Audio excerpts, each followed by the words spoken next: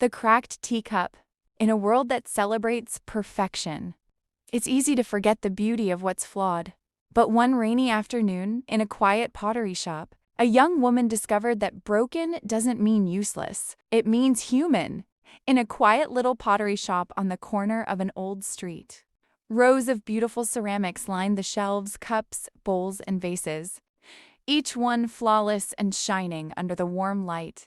But behind the counter, half hidden under a shelf, sat a cracked teacup. Its handle was chipped and a thin fracture ran down one side. Like a scar that refused to disappear, the potter had kept it aside after the final firing. "This one's no good," he had muttered. "It can't hold tea," and here's... So it sat there for weeks, collecting dust while customers admired the perfect pieces in front. One rainy afternoon, Maya, a young woman in her late 20s, stepped into the shop. Her clothes were damp from the rain, and there was a tiredness in her eyes, the kind that doesn't come from lack of sleep, but from carrying too many invisible weights. She wasn't looking for anything special.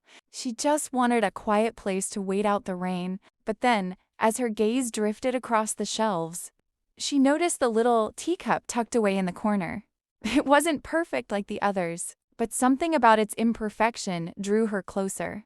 "This one," she said softly, pointing. "Can I see it?"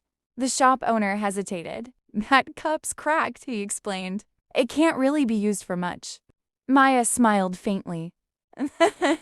"I'm not looking for perfect." She bought it anyway. At home, Maya cleaned the teacup carefully and placed it on her windowsill. She filled it with small daisies she'd picked from the street corner, flowers that most people walked past without noticing. When the sunlight hit the cup the next morning, it poured through the crack, lighting the inside with a golden glow.